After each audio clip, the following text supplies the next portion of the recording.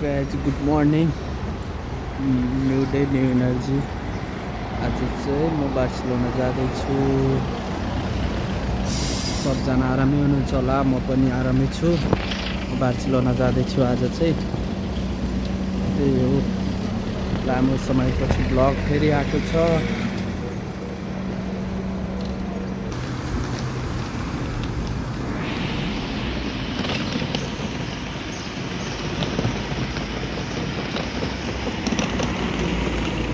लामो समयपछि एक्लै ट्राभल गर्दैछु।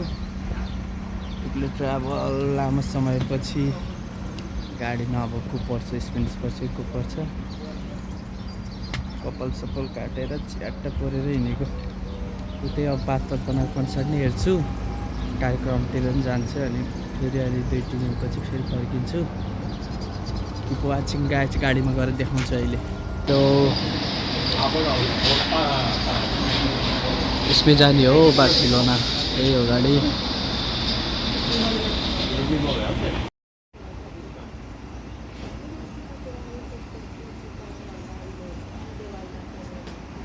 A few moments. यस्तो हुन्छ गाडी चाहिँ।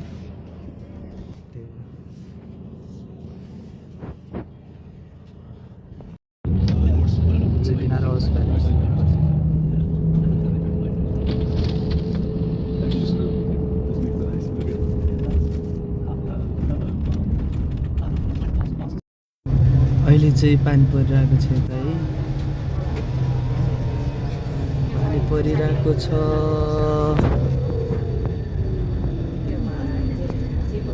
फेरि अहिले गाडी चेन्ज गर्नुपर्छ। तोसाबाट अर्को ठाउँबाट गाडी चेन्ज गरिदिन्छ कि उनीहरूले।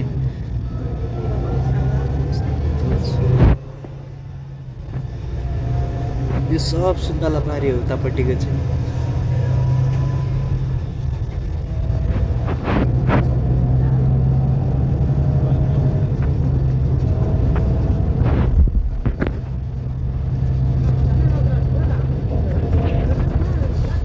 समुद्र उतापट्टि थियो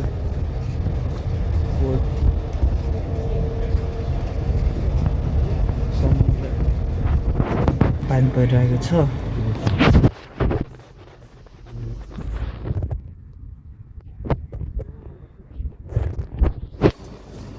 उता बार्सिलोनामा चाहिँ पानी नपरोस्, फेरि चाहिँ आउँछ नि त पानी पऱ्यो भने। साथी काममा छ अरे, साथी पिकअप गर्न आउँछ। हिन्दीको घरतिर पनि जानु छ, आफन्त घरतिर पनि। सबलाई भेटघाट गरेर आउनु परेको बेलामा सधैँ टाइम हुँदैन भेटघाट गर्ने। अनि सबलाई ह्याप्पी न्यू इयर 2082 नयाँ वर्ष। सबैलाई धेरै धेरै शुभकामना यहीबाट।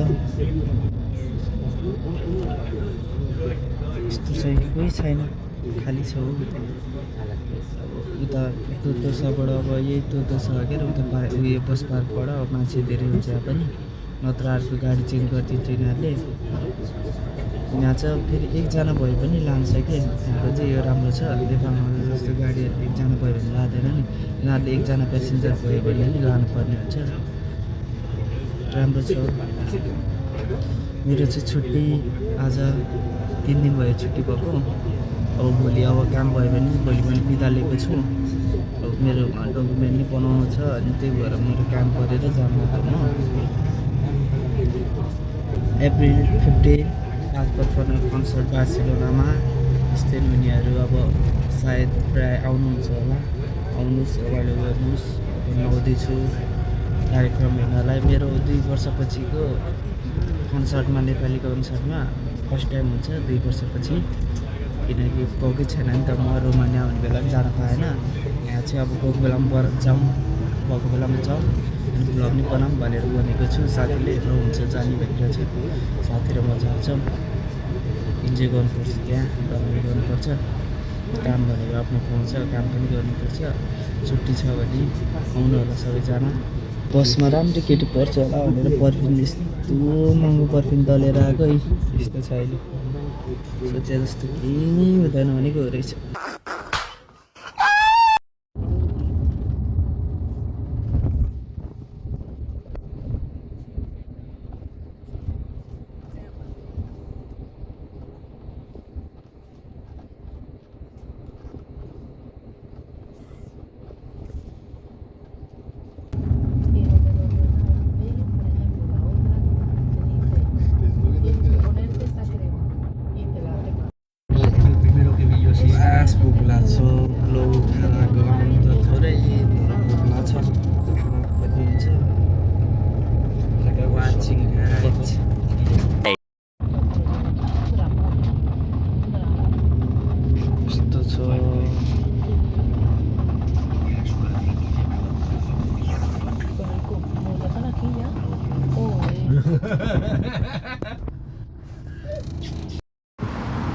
गाह्रो छ यो परदेशमा गाह्रो हुन्छ हो।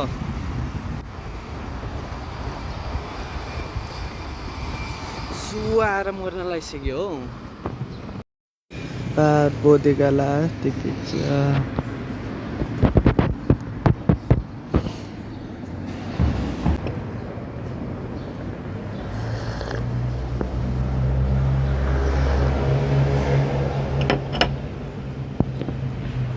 अब मेट्रो चढ्न जाँदैछु।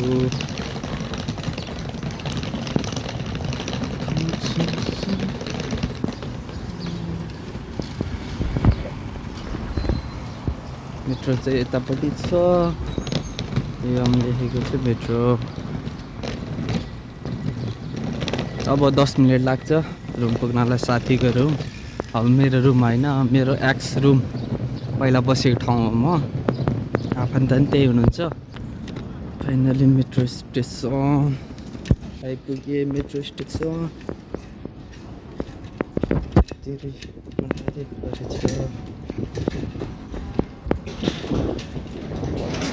मेट्रो स्टेसन यता L3 L5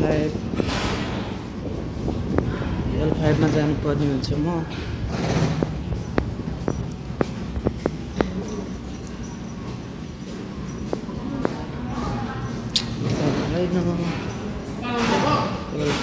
प्लेस गऱ्यो शान्ता स्टेसनमा झरेर त्यहाँबाट मेट्रो चेन्ज गर्नु पर्यो।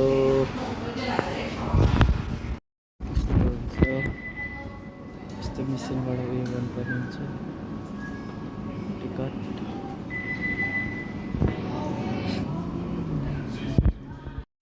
यस्तो हुन्छ मिसिन चाहिँ 1 को 2.65 कोही नि यहाँ नि के हो पैसै जाँदैन त्यो यार।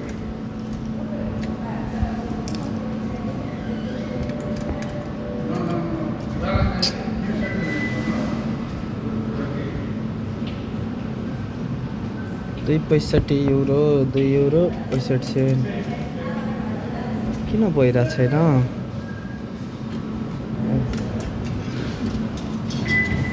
€2.65 यस्तो गरेपछि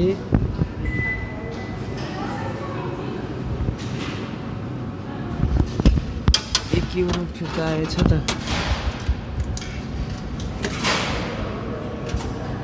यो प्रोसेसिङ यहाँ आउँछ फिर्ता र उयो चाहिँ टिकट।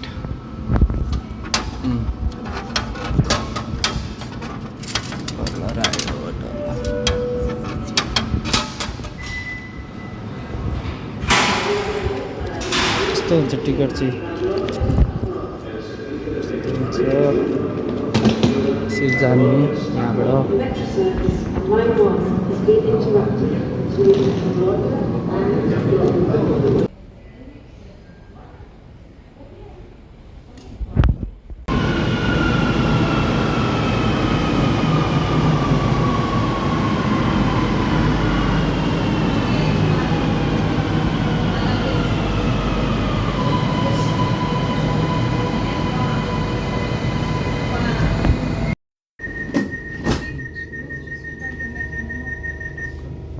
लियो मेट्रो चेन्ज गर्नु पर्ने हुन्छ। गयो।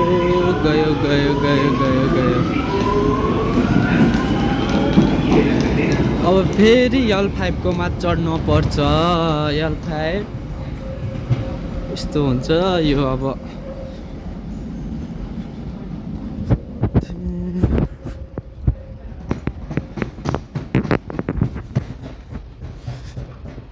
ट्रेन चढ्नलाई लाग्छ यहाँ जान्नलाई लाग्छ 1 महिना जति। नत्र त कहाँ हो एक मिस्टेक हुने बित्तिकै कहाँ पुग्छ। गाह्रो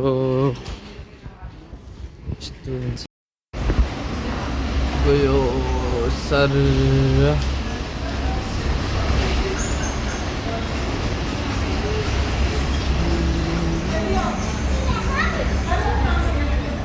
L5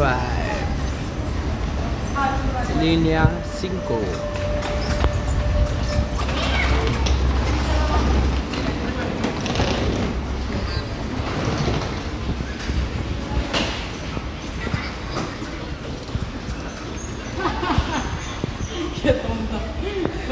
यस्तो छ यहाँको वातावरण यस्तो छ। 4-5 महिनापछि फेरि आफ्नै गाउँ पहिलाको ठाउँमा पाहुना बनेर 2-3 दिनको लागि आयो। यस्तो छ चाहिँ।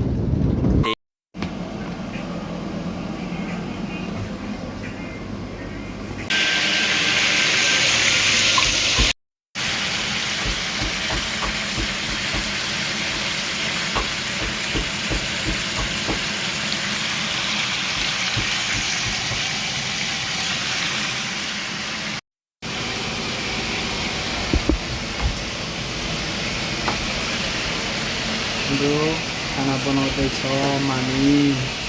यहाँको भ्यू त्यस्तो छ है। यस्तो छ अनि यो रुम चाहिँ यस्तो छ।